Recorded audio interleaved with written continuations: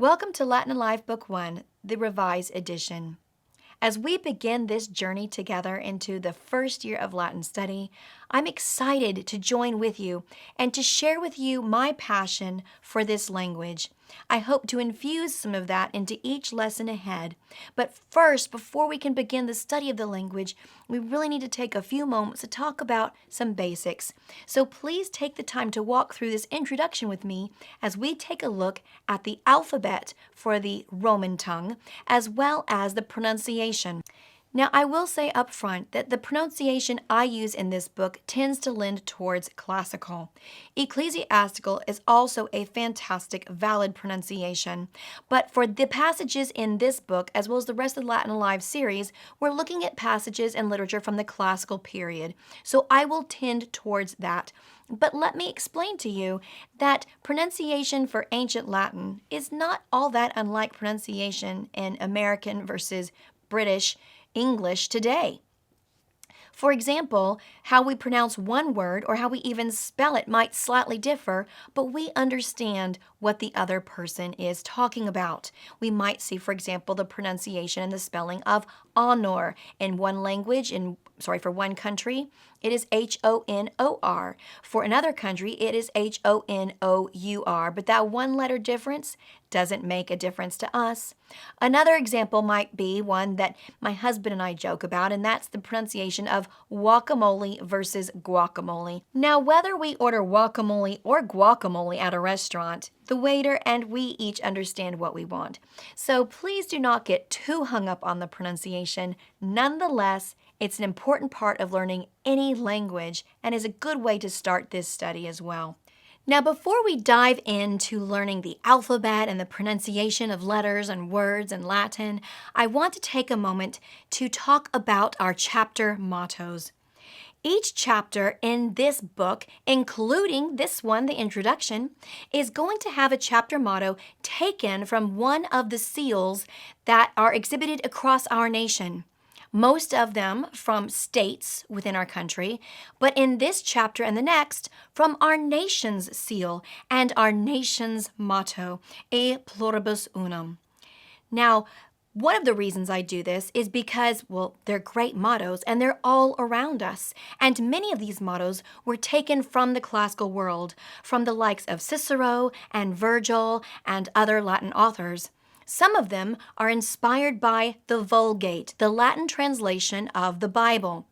It's fun to see how the founders of these states went and looked at these old sources, the Bible and the works of the Virgil and Cicero and others, to draw inspiration for their state as they founded it and formed it and shaped it. It's also nice to see how they used a lot of classical symbolism within these state seals and within our nation's seal. And these harken back to elements of classical civilization, of Roman civilization. So what we learn by exploring these seals is not only the reinforcement of the Latin words and vocabulary that we're learning in this book, but we also see the influence of classical Rome on modern America. And that is an exciting thing to hold, how Latin truly is still alive all around us and waiting for your students to discover. And one great place to start with is money. So if you take out your dollar bill, on the front we have George Washington, and we're going to talk about him too, and how he is compared often to some of the great leaders of Rome. But on the back, we see two seals. Actually, it's two sides of one seal. Now, on your right, the viewer's right, you see the obverse, the front, and this is the image that you commonly see on the presidential podium. On the other side, you see the reverse side of the seal, which has a pyramid on it. Now, I'm not going to talk too much about this reverse side of the seal because it's going to be featured in Chapter 1, as well as its motto that's inscribed on it, Annuit Coeptis. And there's another phrase on it, Novus Ordo Cyclorum, which will be talked about in the supplemental material of Chapter 1. Both are taken from the poet Virgil, as is our nation's motto on the seal for the Great Seal the obverse side of the Great Seal. Now, the dollar bill's a little bit smallish, but if you look in the eagle's beak, you can see a banner that reads E Pluribus Unum, our nation's motto. But we're going to show it to you larger in the textbook and even larger now on the screen in front of you. Now, as we look at the state seals in this chapter and those following, we're going to play a little game called Quid est in pictura, what is in the picture. And this is a simple little game to get us speaking our Latin and to help us engage in the joy of speaking another language, learning another language, and applying it to the world around us. I realize that your vocabulary is almost non-existent for Latin or very small. So I'm going to lead you in this exercise as well as in the first chapter, and you're going to repeat after me. So follow the arrow which is pointing to the items that I'm going to talk about as we explore this seal together. Aquila est. This is an eagle. Quid est? And you should say aquila. Virga est. This is a branch. Quid est in Latine? Virga. Est virga olea. Est, it is, virga, branch, olea, olive. It is an olive branch. Quid est? Virga olea. Sagittae sunt. These are arrows. Quae sunt? Sagittae. Pennae sunt. These are feathers. Quae sunt? Pennae. Est oculus aquilae. It is the eagle's eye. Est oculus. It is an eye. Quid est? Stellae sunt. These are stars. Quae sunt? Excellent. Well done for your first quid est in pictura. While we're still looking at this seal, I want to mention something else. You may have heard that the eagle clutches two things in each talon. In his left, your viewer's right, in his left talon you see the arrows, symbols of war. In his right talon you see the olive branch, a symbol of peace. Classically, it can also reference Athena, the goddess of wisdom. Notice that the eagle's head is turned towards the olive branch. And this has always been intended to mean that the eagle is prepared for war in his left talons, but prefers peace in his right. But there's something else of classical significance in this seal. And these are the kind of things that we get to explore when we study a classical language in classical history and literature. The right is always the preference in the ancient world. Good omens come on the right. Good signs come on the right. So, with the eagle's head turned towards his right, looking at peace on his right, it is a good omen. And for that reason, many times in a seal or in a representation, the animal will be looking towards its right. Or the person might be holding the preferred item up in his right hand. So that might be something to watch for as you look at this seal and as you look at the ones to come. When studying any language, the alphabet is a good place to start. The nice thing about Latin is that it is very similar to our own, but we're missing a few letters, or perhaps I should say, we moderns have added a few. Let's look at the Roman or the Latin alphabet. A, B, C, D, E, F, G, H, I. Oh, look, we're missing a J and a K. We jump to L, and then M, N, O, P, Q, R, S, T. I'm missing a U. V. W is missing. I see an X here, but the Y and the Z are missing as well. Let's talk about what's missing and why it's missing. Latin added the letters K, Y, and Z from the Greek alphabet. In fact, many Greek words that begin with a K changed to a C in Latin. For example, the common or familiar word that you see, cyclops, for the Greek and the Romans would have been pronounced kyklopes, and in Greek, that C would have been replaced by a K. So it is with the K and also the Y and the Z. These were letters adopted into the Roman language. If you see a word with one of those three, you can pretty much be assured it came in from Greek. The letters J, U, and W were included at a much later stage, often for the purpose of adapting to other languages. The letter J became the consonant form of the letter I, and the letter U became the vowel form of V.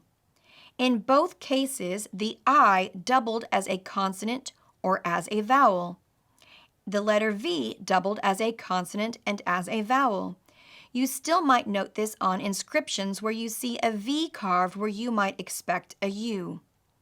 In fact, consider that a W is really two V's holding hands. It really was the sound W, meaning a double U sound or an extended U sound. The J comes into later medieval texts as the consonant form of I. Now that we have taken a look at the alphabet, what we can expect there, let's turn to pronunciation.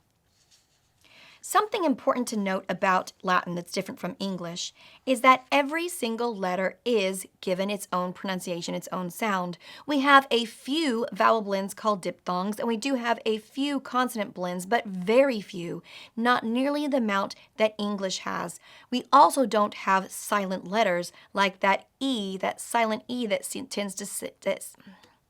We also in Latin do not see silent letters like the silent E that sometimes hangs out at the end of the word but never speaks. Every letter is going to be pronounced and heard in some fashion or another. Let's take a look at Latin vowels. With Latin vowels, we're going to look at the pronunciation of their short sound and their long sound. In this text, as in many texts, when a vowel is long, you will see a long mark, also called a macron, over the top. Now, the Romans in their original text did not have these macra or macrons in their text. They just knew, like you and I do, when a vowel was short or long. However, many of you may have had phonics in your grammar school classes and used a long mark or a schwa, a little U short sound, as you taught your little ones how to pronounce English words. So we also will use the macra in this text.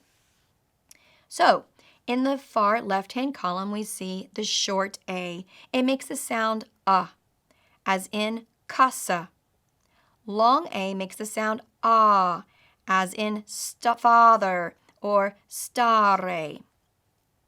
So it's really just the instance of how long you hold the sound. Ah. The short E makes the sound as in memoria. The long E makes the sound A, as in they, cana. Also notice that C is hard. I pronounce it like a K. Short I makes the sound I, as in pit. The Latin example is inter. The long I makes the sound E, as in machine. Listen to ire. The short O makes the sound as in bought. Bonus. This is sometimes confused by students for bonus. Be careful not to let your English words corrupt the pronunciation of your Latin words. Bonus. The long O makes the sound hose, as in arrow. Short U is as in put. Think about Marcus. The long U is oo, as in rude. Ludus. The Y makes the sound I, as in pit, timum. The long Y makes the sound like machine, Lydia. So in that way, it mimics the vowel I. Exercise 1 asks you to pronounce the following words aloud. Run through them on your own, press pause on this video, and then you can hear me pronounce them after you've had your turn at it. Number 1. Amo. 2. Pater. 3. Mater. 4. Wiki. 5. Ordo. 6. Est. 7. Uxor. 8. Usus. Now let's look at the consonants. Read the following list of English words aloud. Cat, city, chorus, charade. The sound of C differs each time. Apple, ant, avocado, aviator. Likewise, the A is making different sounds depending upon the setting. Lastly, let's look for the O sound. Rock, rope, love, loose. Again, English is very inconsistent with all of these. I doubt you could put together one general rule that explains the pronunciation of all. Let's look, however, at the Latin consonants and see how they are much more consistent. The consonant C is always hard as in K, like a K. Canto, cana. The letter G is always hard as in goat, gloria, genus. Genus is another word that students, especially after they've studied science, might mispronounce. They might think it is genus, and indeed genus is a scientific word that comes from this Latin word, but in Latin we pronounce it genus.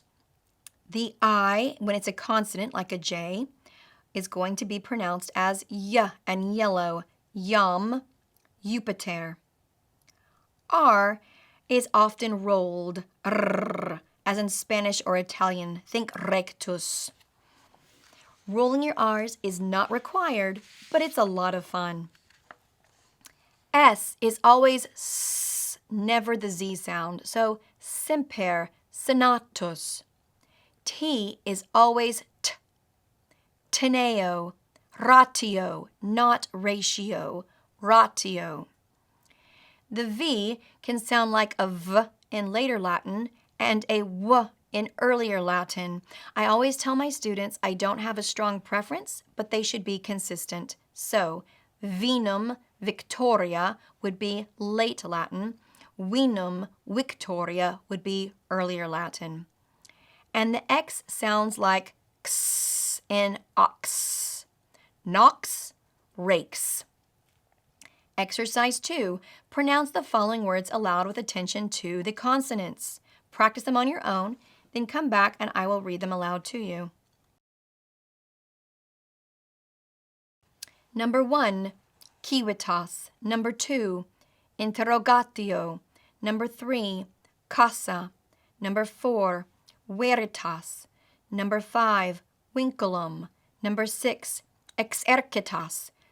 Number 7, gravitas. Number 8, genus. Number 9, resurgo. Number 10, jungo.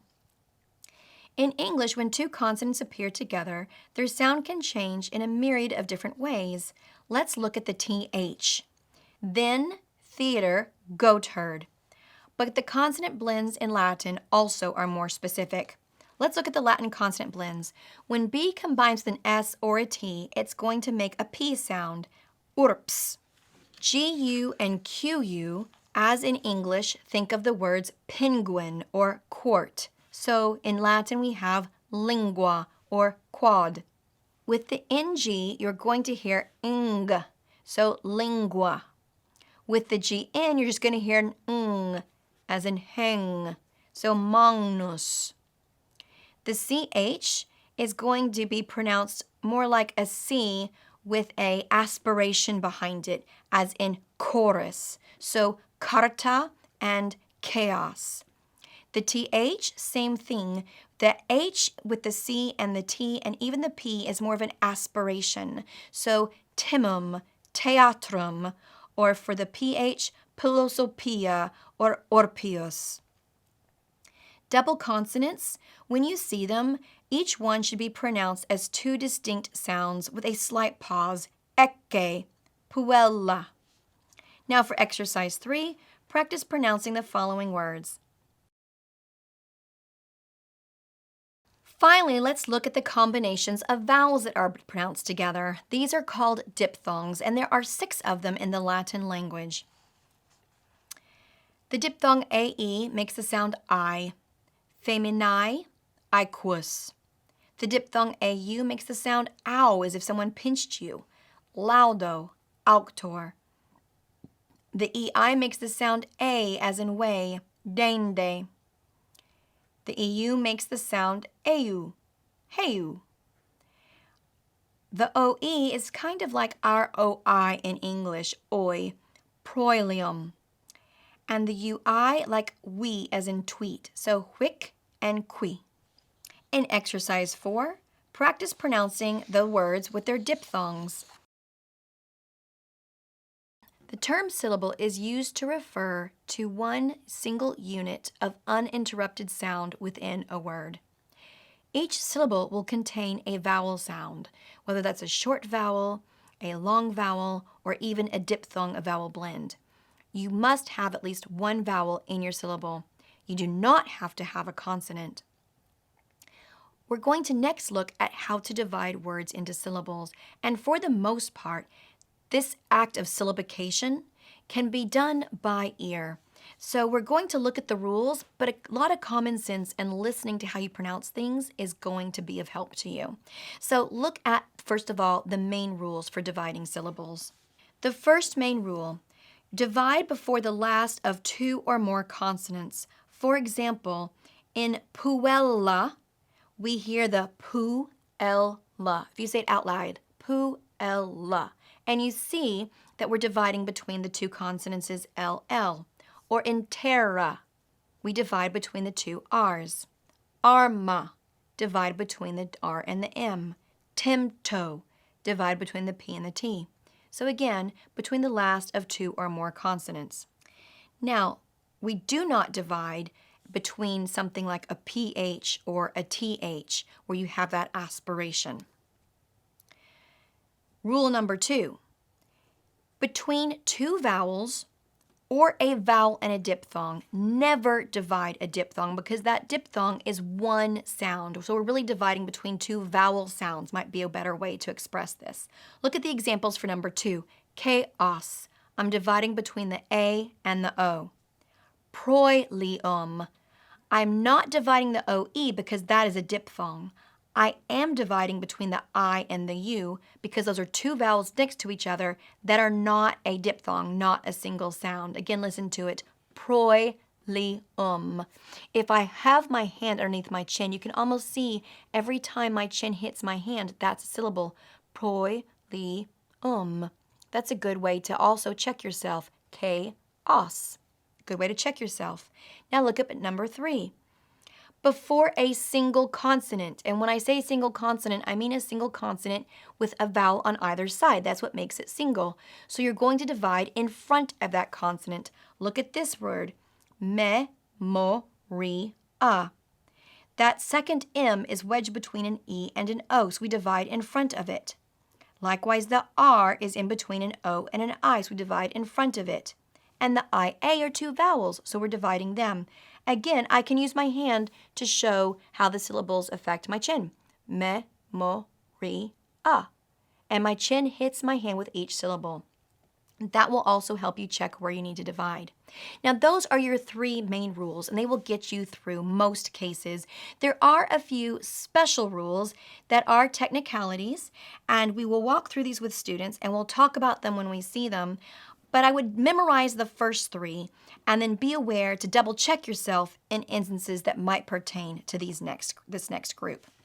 Special rule number 1, divide before a stop liquid combination unless if it is that stop liquid combination is caused by the addition of a prefix to the word.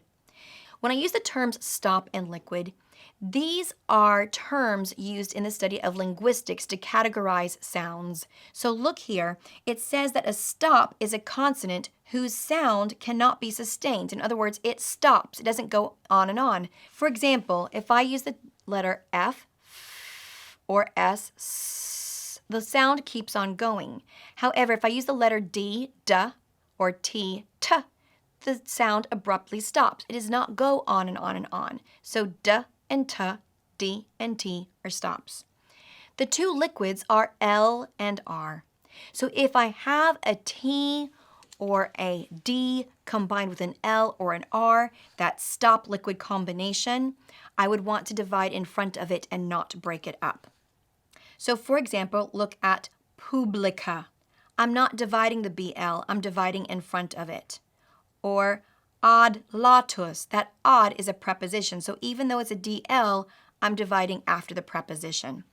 Now, this may sound like a lot, but as you work through this, especially the prefixes, will become common sense. Now, the letter X is kind of like a K and an S together. It's considered a double consonant. So typically, we're going to divide after it, not before it. And another reason for that is the preposition X, which we see a lot. You don't want to split up an E from an X when it's part of a prefix, which is a preposition added to the front of a word. So we'll divide after the X. Look at the example, ex etium. And then before an S plus a stop. For example, monstro. We see that S before the stop T. Monstro. We wouldn't divide monstro, but monstro. And you can hear how that STR just kind of flows right from one to the other. So it's very difficult to break up, especially if I use my hand to help me. Monstro. You can hear that that S really wants to wait. Monstro. So again, these special rules and even the main three rules, they're really something that comes naturally out of the study of linguistics. We don't think about it, but it's how we stop and divide our sounds. So what I want you to do in exercise 5 is to practice dividing these syllables. Now, it's actually interesting. This is really very, very helpful when you get to poetry, most of all. It helps with pronunciation now. But when I study words with my students, they actually really like the practice of dividing syllables and then marking their length. It's kind of like forming patterns, and some of them find it very relaxing. So hopefully you'll enjoy this with exercise 5. So go ahead and work through this, and then we're going to check a few together so I can explain a few things, and then you can do the rest on your own. Let's look at 2, 3, and 4 as we get started. Let's look at the first 4. So again, if I have a consonant surrounded by 2 vowels, I'm going to divide in front of it. Pater. Again, consonant surrounded by 2 vowels, divide in front. Mater. 3, I have 2 consonants, double consonant, so I divide right in between them. Ordo. Here's X, my double. Do I divide in front or after? After in this case. So while I divide in front of the consonant with the T, with the X special exception, I divide after it. Uxor. Continue on with the rest of these and double check your answers with the key. The next thing we need to know is syllable length, because this is going to help us accent a word. These syllable rules are very simple. Now, a syllable is long, and I mean the length of a syllable, not a vowel. A syllable is long for one of 3 reasons. Number 1, it has a long mark on it. That's your surefire way to know if that syllable is long, if it has a vowel with a long mark or a macron. Number 2, if it has a diphthong. That makes sense. 2 vowels put together are naturally going to be longer in length for that syllable. So number 1, a vowel with a macron, a long vowel. Number 2, a diphthong, a vowel blend, also making it long. And rule number 3 is a vowel followed by 2 consonants. A vowel followed by 2 consonants. So now, if I go back to my last exercise, I can mark which syllables are long. So, pater, is that first syllable, pater, short or long? The A does not have a long mark. It's not part of a diphthong. I don't have 2 consonants after it. It's short. What about this E? No long mark, no diphthong, no double consonant. It's short. Mater. Now this long A is long, so this syllable is long. I have an ER here. It's still short. This has a long O, but notice it also has a DE after it. Definitely long. This syllable, also long because this O has a long mark on it. Uxor. X counts as a double consonant, so this is going to be long. The O after it is short. Excellent. Now in exercise 6, you have the opportunity to practice some more examples on syllable length. When you're finished, join me for accent. Now let's talk about accent. Oftentimes, the accent where you stress or place emphasis on a word can change the meaning. Consider the word present. I have a present for you. My accent is on which syllable? Present, the first. What if I ask you to present something? The difference between saying present for you and I want for you to present something with the accent on the second syllable is very different. Now I'm asking you to do work.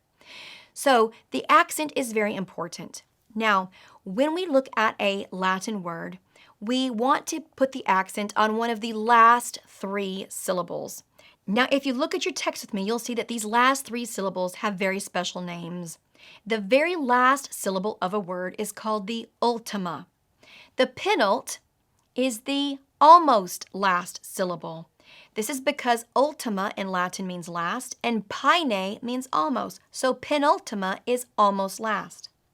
Then, if you're familiar with the term ante usually means before. So the antepenult is before the almost last syllable.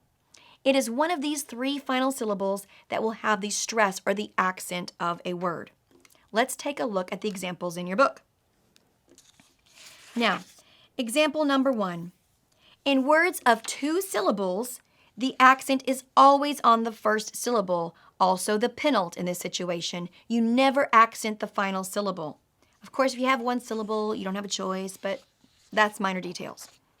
Number 2, in words of more than 2 syllables, the penult, the next to last or almost last syllable, gets the accent when it is long. Consider fortuna and imperator. That U in fortuna is long, therefore it gets the accent. Fortuna. Imperator, that A in that next last syllable, that penult position, is long, so it gets the accent. Imperator. Otherwise, that accent is going to float back to the antepenult. It's as if the weight of that syllable isn't heavy enough to hold it, so it floats back like a balloon to the antepenult, the third from the end. Look at these examples. Femina. The A is short, that's the ultima. The I is short, that's the penult. So we go back to the long E, the antepenult, femina. Same thing with audio. The O doesn't matter. We never accent the last one. The di, that syllable is short. The ow is your antepenult. It floats all the way back. You must pretend like there's a magical force field after that antepenult syllable, after that third from the end syllable. Even if that's short, that's where the accent stays. It never goes back further than that. So now, continue on through exercise 7. Make sure to double check your answers in the answer key. When we get to exercise 8, we're simply reviewing terms. So see what you can remember on your own for exercise 8 in reviewing these terms. Double check yourself in the answer key. And then before you leave this chapter, take some time to practice applying this in a very fun way to Roman names. One of my favorite things to do with my class, my classroom students, is to allow each student to choose a Roman name for himself or herself. You can choose one that's perhaps related to the meaning of your name or sounds like your given name, or in the colloquamer for this section, there is a variety of Roman names, authentic Roman names to choose from. Once you've chosen your Roman name, consider the rules for syllabication and accent so that you know how to pronounce your name and your friend's name correctly.